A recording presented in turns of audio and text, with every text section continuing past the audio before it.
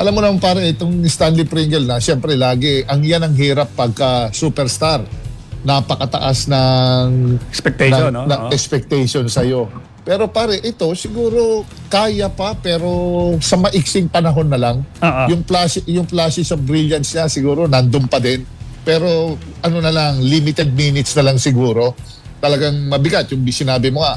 Wisdom, guidance, yung basa ng sitwasyon, yung basa ng laro, yung game management na tinatawag pare.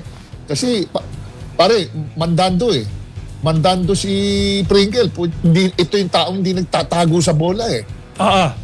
Tama. Oo, tsaka, pero pare, pag sinabi mong supporting player siya, role player siya, super pasok siya doon.